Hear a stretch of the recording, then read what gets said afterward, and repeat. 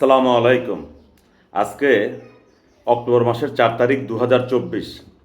যারা আমার ভিডিওগুলো দেখেন, আমার সাবস্ক্রাইব হয়েছেন, সকলের কাছে আমি ক্ষমা প্রার্থী যে আমি আপনাদের অনেকের মূল্যবান সময় নষ্ট করি। আমি বাস্তবতার আলোকে কথা বলার চেষ্টা করি।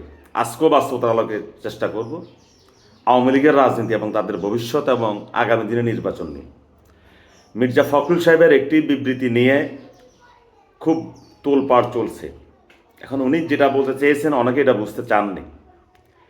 আওয়ামী লীগকে নিষিদ্ধ করা নিয়ে দেখেন, আগামী 6 মাস 1 বছর পরে যে নির্বাচনটা হবে বা 2 বছর পর যে নির্বাচনটা হবে, আপনারা ধরে রাখেন যে বর্তমান আওয়ামী লীগের যত নেতা আছে, মন্ত্রী পরিষদের এমপি টেমপি, এরা একজন আর ভোট করবে না।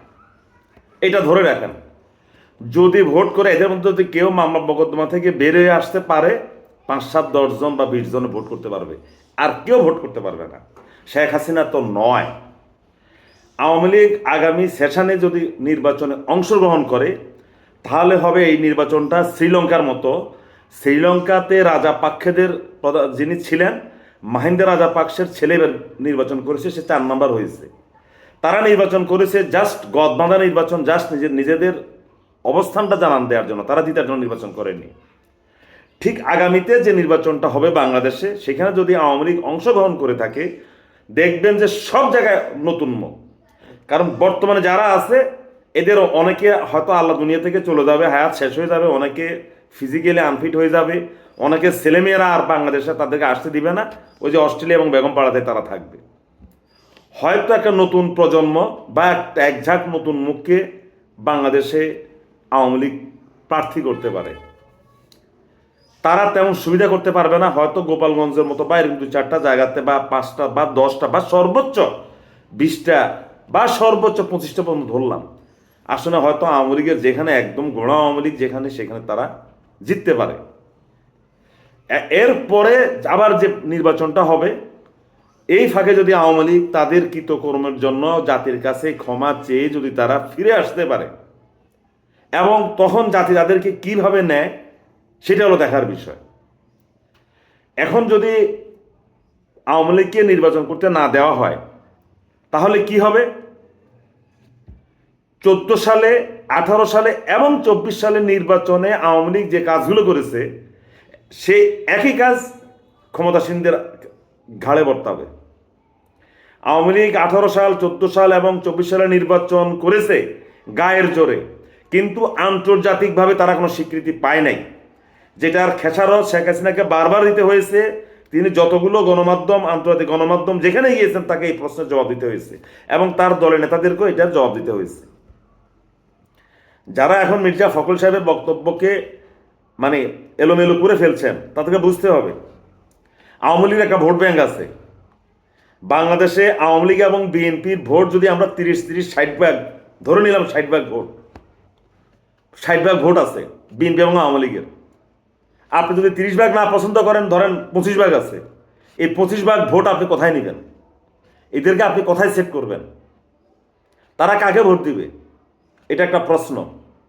এখন অনেকে যারা রাজনীতির গভীরে যায় না, তারা বলবে যে কই উপজেলা নির্বাচন, 24 সালের নির্বাচনে তো আওয়ামী লীগের প্রার্থীরা তো কেন্দ্রে যায় নাই, এই নাই, বা আওয়ামী লীগের ভোটাররা কেন্দ্রে যায় নাই। ভাই শুনেন, মূল কথা হলো আওয়ামী লীগ, শেখ হাসিনা কথাই বলি, এই মহিলা এই বাংলাদেশের প্রশাসন বা নির্বাচনটাকে এত নষ্ট করেছে যে তার দলের ঘোড়া সমর্থক যারা, তারা ভোট কেন্দ্রে ভোট দিতে দেয়নি। 24 সালে তার দল থেকে তিনি মনোনয়ন দিয়েছেন, আবার নিজের দল থেকে তিনি ডামি প্রার্থী দিয়েছেন। হিসাব করলে সারা বাংলাদেশে 10% ভোটার যায়নি। আওয়ামী লীগের কি ভোট শুধু 10%? তাহলে যারা আওয়ামী লীগ করে কিন্তু গুন্ডামি পান্ডামি করে না, ঘোড়া আওয়ামী লীগ, তারা ঘর থেকে যায় নাই, কারণ তারা জানে যে ভোট কেন্দ্রে গেলেও যা, না গেলেও তা।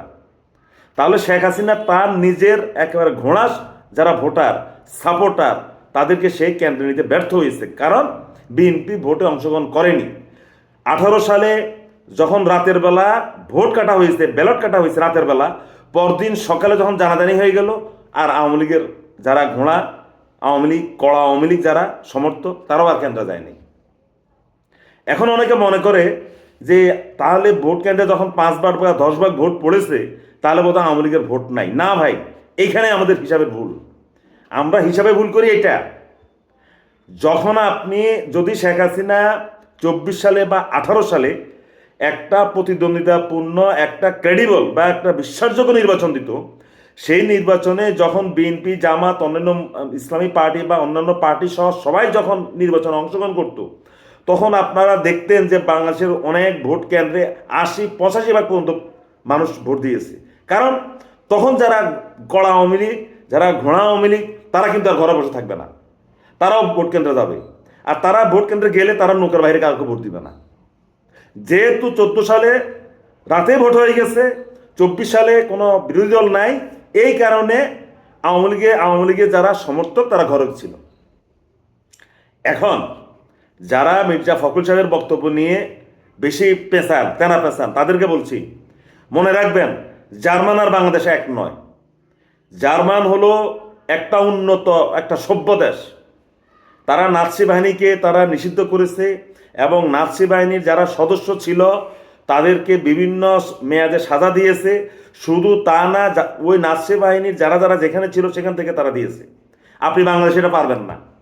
বাংলাদেশে যদি এটা সম্ভব হতো তাহলে 71-এর 16 ডিসেম্বর বাংলা স্বাধীন হওয়ার পরে রাজাকার, আল শামস, আল বদর যারা এই দেশে ছিল সবাইকে ফায়ারিং স্কোয়াডে মেরে ফেলা হইতো। এখানে ছোট দেশ, মানুষ বেশি, সবাই সবার আত্মীয়। আজকে যারা বড় বড় কথা বলেন আওয়ামী লীগকে নিষিদ্ধ করে দেন, আমিও বলি হ্যাঁ ঠিক আছে, দেখি আওয়ামী লীগ নিষিদ্ধ করেন তো। আওয়ামী লীগকে নিষিদ্ধ করবেন, আর আওয়ামী লীগের নামে যারা গুন্ডামি এবং পান্ডামি করেছে তাদেরকে আপনি কি করবেন? তাদের সবাইকে ফাঁসি দিতে পারবেন? ধরেন কারো বিরুদ্ধে মামলা নাই কিন্তু এলাকাতে গুন্ডামি করেছে, তাদেরকে আপনি ফাঁসি দিতে পারবেন? এই লোকগুলো তো থেকে যাবে। তাহলে এই লোকগুলোর ভোটটা কে নেবে? এইটা হলো একটা প্রশ্ন। এখন আওয়ামী লীগের ভোট নিয়ে এই এখন খেলাটা শুরু হয়েছে। যারা রাজনীতি জানে, যারা নির্বাচন করে, যারা মাথা ঘামায়, তারা এই জিনিসটা ধরতে পেরেছে। গত উপজেলা নির্বাচনে, এর আগের উপজেলা নির্বাচনে বাংলাদেশে 50টার উপরে সম্ভবত জামাতে ইসলাম ভাইস চেয়ারম্যান পদ পেয়েছে উপজেলা নির্বাচনে। কিন্তু প্রত্যেকটা ভাইস চেয়ারম্যানের বিপরীতে চেয়ারম্যান যিনি হয়েছেন তিনি ছিলেন আওয়ামী লীগের। তাহলে এখন ভাইস চেয়ারম্যানটা কীভাবে হয়েছে জামাতের? অঙ্ক সরল, ব্যালট কাটাকাটি হয়েছে, আওয়ামী লীগের যিনি প্রার্থী তিনি নিয়ে গেছেন চেয়ারম্যান, আর ভাইস চেয়ারম্যানটা দিয়ে দিছে জামাতকে। এইটা নিয়ে আওয়ামী লীগের বহু ভাইস চেয়ারম্যান প্রার্থীদের মধ্যে বহু রকম কথাবার্তা হয়েছে। এখন এই কথা বলে তো অনেকে বলে যে আপনি কেন এই কথা বলেন? আমি সত্য কথা বললাম, আমার কথায় রাগ হোনা যাই হোন, আমি সত্য কথা বললাম। জামাত এবং আওয়ামী লীগ একসাথে ব্যালট কেটেছে। লক্ষ্মীপুরে আমি নিজে দেখেছি, আমি নিজে জানি জামাতের ভাইস চেয়ারম্যান আর ওই যে সালাউদ্দিন টিপু ওদের আওয়ামী লীগের, এরা প্যানেলে এরা কেটেছে। যদিও জামাতকে তারা শেষ পর্যন্ত আনতে পারেনি, কিন্তু বাংলাদেশের বহু জায়গায় তারা এইভাবে কৌশলে তারা ব্যালট কেটেছে। এখন প্রশ্ন হলো আওয়ামী লীগের এই ভোট নিয়ে, এই ভোট কে পাবে? সেটা আওয়ামী লীগের ভোট কেউ পাবে না ভাই। মনে রাখবেন আগামী নির্বাচনে যদি আওয়ামী লীগ কোনো প্রার্থী নাও দিতে পারে, মনে রাখবেন আওয়ামী লীগের যারা সমর্থক, যারা ঘোড়া আওয়ামী লীগ, এরা কেউ কেন্দ্রে যাবে না, এরা কেউ কেন্দ্রে যাবে না। এই কথা বলে রাখলাম। যেখানে দেখবে যে বিএনপি বেশি, হয়তো 2-4 জন গিয়ে সেখানে বিএনপিকে ভোট দিতে পারে। যেখানে দেখবে যে জামাতের প্রার্থীর অবস্থান খুবই ভালো, হয়তো 1-2 জন আত্মীয়র টানে গিয়ে দিতে পারবে, কিন্তু এরা ভোট কেন্দ্রে যাবে না। এরা কিন্তু ঠিকই থাকবে। এটার নাম বাংলাদেশ আওয়ামী লীগ। এদেরকে নিষিদ্ধ করবেন, যাই করবেন, ট্রাইব্যুনাল করবেন, সব কিছু চিন্তা ভাবনা করে করতে হবে। বাংলাদেশের রাজনীতি, বাংলাদেশের মানুষের যে স্বভাব চরিত্র, মানুষের নৈতিকতা, আইন কানুন সব মিলিয়ে বাংলাদেশের যুগ উপযোগী আইন আওয়ামী লীগের বিরুদ্ধে কার্যকর করতে হবে। আপনি জার্মান দিয়ে বাংলাদেশ হবে না, ফ্রান্স দিয়ে বাংলাদেশ হবে না, সৌদি আরব দিয়ে বাংলাদেশ হবে না। ওইসব দেশের মানুষের মন মানসিকতা আর আমাদের দেশের মানুষের মন মানসিকতা এক না ভাই। ধন্যবাদ সবাইকে।